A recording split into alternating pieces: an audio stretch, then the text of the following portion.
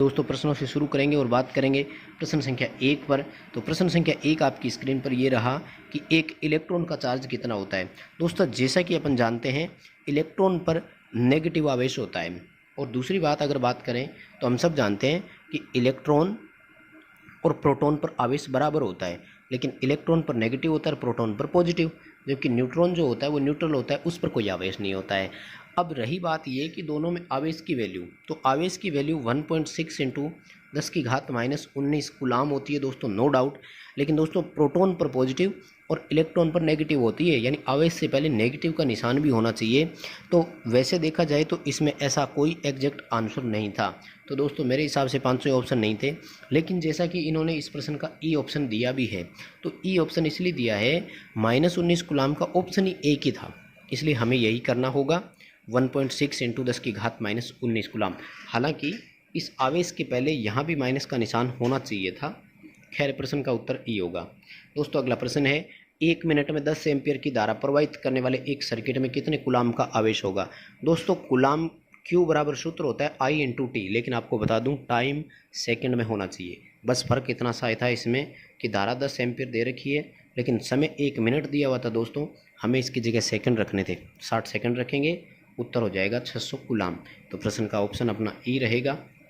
अगला क्वेश्चन है कि भूरे हरे धूसर चमकीले लाल एक रंग के रजिस्टर का मान कितना होगा। दोस्तों आपको कुछ भी सोचने की ज़रूरत नहीं है। वैसे धूसर जो यहाँ पर है वो अपन ग्रे कलर को कहते हैं, स्लेटी को। लेकिन आपको एक बात बता दूँ दोस्तों कि आप सबसे पहले भूरा यानी ब्राउन कलर का ही देख लो। और ब्राउन कलर का जो होता है वो होता है डिजिट 1, ठीक है ना। ये कलर कोड वाली टेबल है दोस्तों, जिसको अपन B B Roy great Britain very good wife से सॉल्व करते आते हैं। तो ये 0 1 2 3 4 ऐसे चलता है। ये black brown red orange yellow. अब देखो दोस्तों ब्राउन के सामने 1 आया, यानी अपने प्रतिरोध का मान 1 से शुरू होना चाहिए। अब देखो दोस्तों जितने भी ऑप्शन है उनमें 1 से 1 ही स्टार्ट हो रहा है, इसलिए नो डाउट कि प्रश्न का उत्तर ए ही होगा। आपको आगे पूरा हल करने की ज़रूरत ही नहीं है, क्योंकि और किसी में 1 से स्टार्ट ही नहीं हो रहा। आप देखो बी सी डी ई सब में गलत उत्तर दे रहे हैं, तो 1 से स्टार्ट हो रहा है, इसलिए वही आंसर होगा नो डाउट। तो कर दो, ये उत्तर हो जाएगा। अगला क्वेश्चन है, निम्नलिखित में से कौन सी डिवाइस मुख्य रूप से प्रतिरोध तापमान सेंसर और वर्तमान सीमित डिवाइस के रूप में उपयोग किया जाता है। दोस्तों तापमान सेंसिटर जो होते हैं वो तो पीटीसी कहलाते हैं, ध्यान रखना, पॉजिटिव टेम्परेचर कोफिशिएंट। लेकिन यहाँ दिया है कि प्रतिरोधी तापमान सेंसर, यानी ऐसा जो प्रतिरोध के ताप को सेंस करता हो और ताप के जो लिमिटिंग डिवाइस के रूप में भी काम में आता हो, तो वो दोस्तों एनटीसी थर्मिस्टर होता है। पूरा नाम होता है नेगेटिव टेम्परेचर कोफिशिएंट और थर्मिस्टर।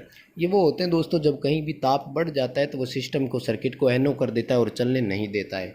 जैसे ये मोटर में लगता है, इंडक्शन मोटर में मोटर ओवरलोड होती है तो वाइंडिंग में हीट होने के कारण टेम्परेचर ज़्यादा बढ़ जाता है, तो वो एनो कर देता है और फिर उसको स्टार्ट कमांड ही नहीं लेने देता, तो एनटीसी हो जाएगा। अगला प्रश्न तो आसान सा है दोस्तों कि 3 ओम के समान प्रतिरोध 3 रजिस्टर है और अगर श्रेणीक्रम में जोड़ते हैं तो कुल प्रतिरोध कितना है, तो 9 ओम हो जाएगा। यानी 3 ओम के 3 प्रतिरोध सीरीज में जोड़े जा रहे हैं तो कुल प्रतिरोध 9 ओम हो जाएगा, कोई दिक्कत नहीं है। अगर समांतर में होता तो 1 ओम हो जाता। अगला क्वेश्चन है कि प्रदीप्ति की इकाई क्या है। दोस्तों प्रदीप्ति की इकाई लक्स होती है। वैसे ध्यान रखना प्रदीप्ति फ्लक्स की इकाई ल्यूमन होती है। डेसिबल ध्वनि की इकाई है, हेनरी इंडक्टेंस की है, कूलाम आवेश की है और टेस्ला चुंबकीय फ्लक्स घनत्व की है। तो प्रदीप्ति की इकाई अपन लक्स कर देंगे। अगला क्वेश्चन है, अगर कॉइल का प्रतिरोध 15 ओम और इम्पीडेंस 25 ओम हो तो इंडक्टिव रिएक्टेंस कितना होगा। दोस्तों एक्स एल ज्ञात करना है, तो ज्ञात करने के लिए सूत्र हो जाएगा Z² - R², और कुछ नहीं है, सिंपल प्रश्न है। यानी सीरीज सर्किट में जो इम्पीडेंस अपन ज्ञात करते थे वही सूत्र है। अब Z का मान 25 है, 25 की दोस्तों स्क्वायर करोगे तो उत्तर आएगा 625, माइनस रेजिस्टेंस 15 ओम है दोस्तों, इसकी स्क्वायर करोगे 225 आएगा। देखो दोनों को घटाओगे तो उत्तर आएगा 400। दोस्तों 400 का रूट अगर अपन निकालेंगे तो उत्तर आएगा 20 ओम। प्रश्न का उत्तर हो जाएगा सी। अगला क्वेश्चन है, कौन से वर्ग में विद्युतीय उपकरणों की होने वाली आग शामिल है। दोस्तों वैद्युतिक उपकरणों की आग वर्ग डी में आती है, इनका ये आंसर गलत है। दोस्तों इन्होंने इसका उत्तर सी दिया है, ये उत्तर सही नहीं होगा। सी में तो वो आती है जो गैस में आग लगने वाली होती है, वो साधारण लकड़ी कपड़े वाली ए में आती है, वर्ग बी में द्रव वाली आती है और सी में गैस वाली आती है। तो डी जो है वो वैद्युतीय उपकरणों की होती है, इसका उत्तर गलत है, ए आएगा। अगला क्वेश्चन है कि एक स्टेप अप ट्रांसफार्मर में टर्न का रेशियो कितना होता है। दोस्तों उत्तर इसका भी गलत है, इन्होंने सी दिया है इकाई से कम, जबकि उत्तर आएगा डी इकाई से अधिक। देखो दोस्तों टर्न रेशियो ज्ञात करने के लिए सूत्र होता है N2/N1, यानी सेकेंडरी टर्न बटे प्राइमरी टर्न होता है। अब आप देखो सीधी सी बात है, स्टेप अप कर रहा है इसका मतलब टर्न सेकेंडरी में ज़्यादा होते हैं, यानी N2 का मान अधिक है और N1 का मान कम है, तो रेशियो हमेशा इकाई से अधिक आएगा। दोस्तों प्रश्न का उत्तर इसका भी डी होगा। इन दोनों प्रश्नों का लगातार उत्तर गलत हो गया। चलिए अगला प्रश्न 10वां आपकी स्क्रीन पर कि यदि किसी कंडक्टर में 40 कूलाम आवेश 4 सेकंड से ज़्यादा समय के लिए प्रवाहित होता है तो धारा का मान कितना है। दोस्तों I बराबर Q/T हो जाएगा। अब देखो सेम टू सेम वही सूत्र है जो अभी ऊपर अपन सोल्व करके आए थे। दोस्तों 40 कूलाम का आवेश 4 सेकंड तक प्रवाहित हो रहा है, इसका मतलब धारा का मान कितना है 10 एम्पियर। दोस्तों एक ही सूत्र पर डिपेंडेंट दो प्रश्न आ गए हैं।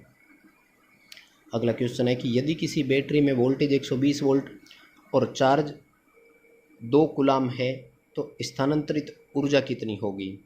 तो दोस्तों ऊर्जा ज्ञात करने के लिए एक सूत्र और भी होता है, और वो सूत्र आपका है वोल्टेज इंटू आवेश, यानी V इंटू क्यू भी अगर आप कर दो तो ये उत्तर भी आपका सही माना जाएगा और प्रश्न का उत्तर हो जाएगा 240 जूल। 120 वोल्ट है और 2 कूलाम का आवेश है, तो प्रश्न का उत्तर क्या होगा 240 जूल।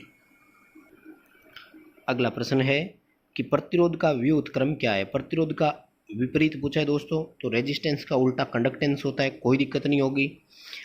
ये इलास्टेंस, तो ये दोस्तों कैपेसिटेंस का विपरीत होता है, ध्यान रखिएगा। जो धारिता होती है उसका कैपेसिटेंस का इलास्टेंस, और इम्पीडेंस है तो इसका एडमिटेंस होता है दोस्तों, और रेजिस्टर का कंडक्टर हो जाता है या कंडक्टेंस हो जाता है। अगला क्वेश्चन है एक करंट प्रवाहित करने वाले कंडक्टर का क्षेत्रफल 10 वर्ग मीटर है और इसकी लंबाई 1 मीटर है। यदि प्रतिरोध 1 ओम हो तो इसकी प्रतिरोधकता कितनी होगी। देखो दोस्तों प्रतिरोधकता रोहो जिसको अपन बोलते हैं, ज्ञात करने के लिए सूत्र होता है resistance into cross section area बटे लंबाई। तो रेजिस्टेंस जो है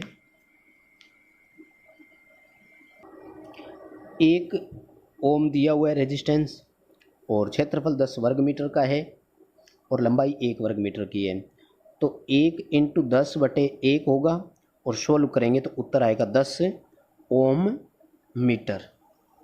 10 ओम मीटर, तो प्रश्न का उत्तर सी हो जाएगा। अगला क्वेश्चन है सिलिकॉन के परमाणु में बाहरी कक्षा में मुक्त इलेक्ट्रॉन कितने होते हैं। तो सिलिकॉन में 4 मुक्त इलेक्ट्रॉन होते हैं, अगर जर्मेनियम का होता तो वहाँ भी 4 ही होते हैं। अगला क्वेश्चन है AC में औसत मान से RMS मान का अनुपात। दोस्तों प्रश्न समझ में नहीं आया तो इंग्लिश में आप पढ़ लीजिए।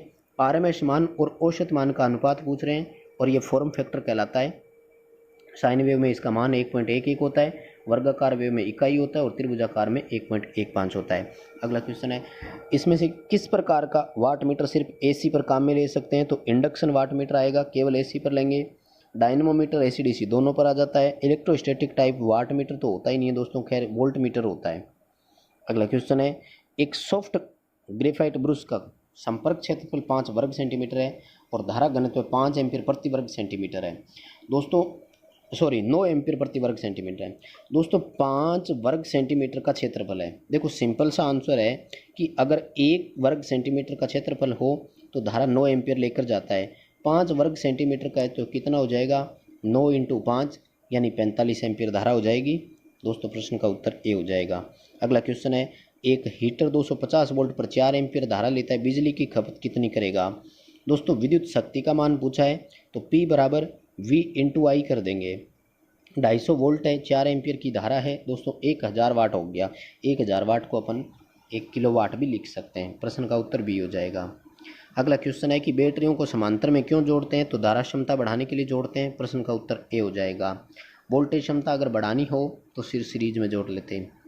अगला क्वेश्चन है लेड एसिड बैटरी में आपेक्षिक घनत्व का इस्तेमाल हम क्यों करते हैं। दोस्तों विशिष्ट घनत्व इसलिए नापते हैं कि बैटरी कितनी चार्ज है हम ये देखना चाहते हैं, यानी बैटरी में चार्ज का लेवल जांच करने के लिए हम आपेक्षिक घनत्व नापते हैं।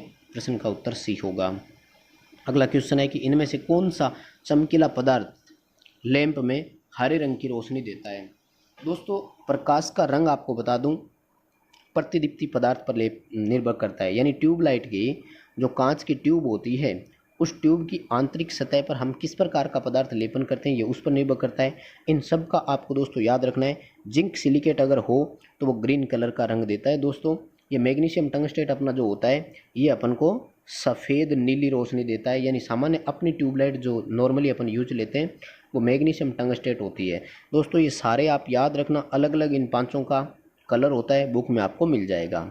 नेक्स्ट क्वेश्चन है कि फ्यूज का काम क्या है। फ्यूज का काम है ओवर करंट से बचाव करना, यानी निर्धारित मान से ज़्यादा धारा जब भी चल जाती है तो वो उसको रोकना, ज़्यादा धारा ना चलने दें। नेक्स्ट क्वेश्चन है लेड एसिड बैटरी में प्लेटों को मजबूती देने के लिए हम किस धातु का उपयोग करते हैं दोस्तों। एक अर्धचालक धातु का उपयोग करते हैं और वो है एंटीमनी। एंटीमनी का इस्तेमाल इसलिए करते हैं दोस्तों कि ये इलेक्ट्रोलाइट के साथ कोई क्रिया नहीं करती है, यानी एक तरह से रासायनिक रूप से निष्क्रिय पदार्थ है, तो हम एंटीमनी लगाते हैं। नेक्स्ट क्वेश्चन है ब्रिज रेक्टिफायर में न्यूनतम कितने डायोड की आवश्यकता होती है। तो 4 डायोड होती है दोस्तों। और सेंटर टेप फुल वेव में पूछ लेते तो 2, ब्रिज हाफ वेव रेक्टिफायर में पूछ लेते तब 1, फुल वेव 3 फेज में पूछ लेते तो 6। अगला क्वेश्चन है इलेक्ट्रिक आयरन के हीटिंग एलिमेंट बनाने के लिए धातु तो नाइक्रोम होती है, नो डाउट, जो निकिल और क्रोमियम की मिश्र धातु होती है। प्रश्न का उत्तर डी हो जाएगा।